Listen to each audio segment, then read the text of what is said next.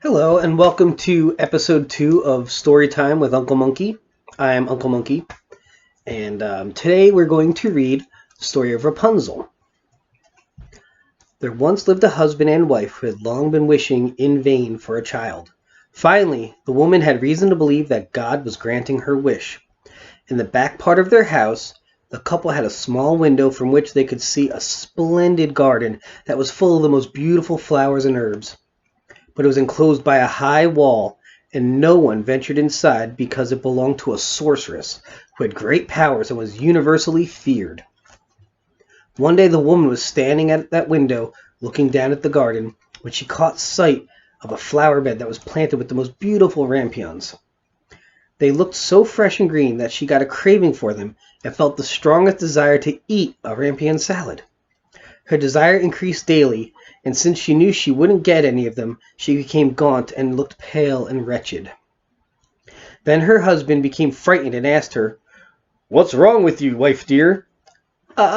She replied, "If I don't get any rampions to eat from the garden in the back of our house, I'll die." The man who loved her thought, "Before you let your wife die, you'll get some of the rampions for her, cost what it may." So at twilight he climbed over the wall into the sorceress's garden, rapidly pulled up a handful of rampions, and brought them to his wife. She immediately made a salad of them and devoured them greedily. But they tasted so good to her that by the following day her desire for them had tripled. If her mind was to be at rest, her husband had to climb into that garden again. So at twilight he made his way down there again, but after climbing down the wall, he got a terrible fright because he saw the sorceress standing in front of him. "How dare you climb into my garden," she said with an angry gaze, "and steal my rampions like a thief? You'll be sorry you did." "Oh," he replied, "show mercy. I resolved to do it only because it was an emergency. My wife caught sight of your rampions through the window and had such a strong craving for them that she'd die if she didn't get to eat some." Then the sorceress's anger abated. She said to him, "If matters are as you say, I'll allow you to take as many rampions as you like, but I make one condition. You must give me the child your wife will give birth to. It will be well treated, and I'll take care of it like a mother." In his dread, the man agreed to everything, and when his wife went into confinement, the sorceress immediately appeared, gave the child the name Rapunzel, and took it away. Rapunzel became the most beautiful child under the sun. When she was 12 years old, the sorceress shut her into a tower that stood in the forest and had neither stairs nor door. There was just a tiny window near the top. When the sorceress wanted to go in, she would stand at the foot of the tower and call, "Rapunzel, Rapunzel, let down your hair to me." Rapunzel had splendid long hair, as fine as spun gold.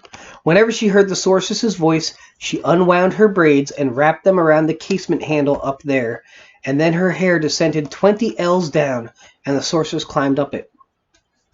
After a few years, it came about that the king's son was riding through the forest and passed the tower. He heard singing so lovely that he stopped and listened. It was Rapunzel, who in her loneliness was passing time by letting her sweet voice be heard abroad.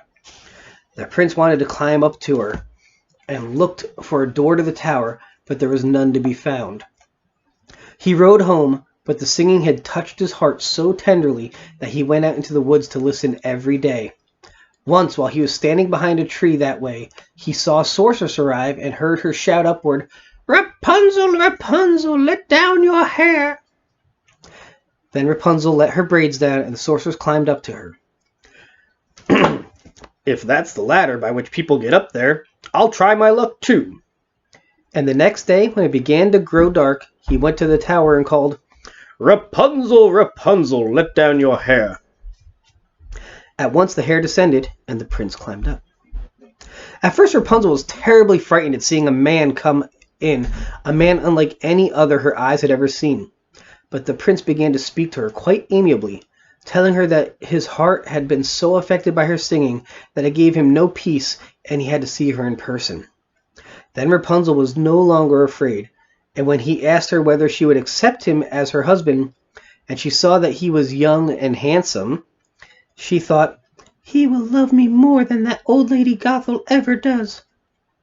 She consented and placed her hand in his. She said, "I will gladly go with you, but I don't know how to get down. When you visit me, bring along a skein of silk each time. I'll braid a ladder out of it, and when it's ready, I'll climb down, and you'll lift me onto your horse.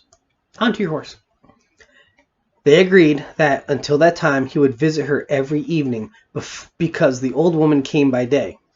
And the sorceress noticed nothing of all this until, one time, Rapunzel opened the conversation by saying, "Please tell me, Mother Gothel, how is it that you're becoming much harder to pull up than the young prince who's with me in a minute?" "Oh, you wicked child!" shouted the sorceress. "What's this I hear? I thought I had isolated you from the whole world, and the same, you've tricked me." In her anger, she seized Rapunzel's beautiful hair, wrapped it around her left hand a couple of times, grasped a pair of scissors in her right, and snip, snip, it was cut off, and her beautiful braids were lying on the floor. And she was so merciless that she brought poor Rapunzel into a wilderness where she was forced to live in great sorrow and want. But on the evening of the same day that she had cast out Rapunzel, the sorceress tied the cut-off braids firmly to the casement handle. And when the prince arrived and called, "Rapunzel, Rapunzel, let down your hair," she let down the hair. The prince climbed up, but at the top he found not his darling Rapunzel, but the sorceress, who glared at him with evil, poisonous eyes. "Aha!" she shouted scornfully.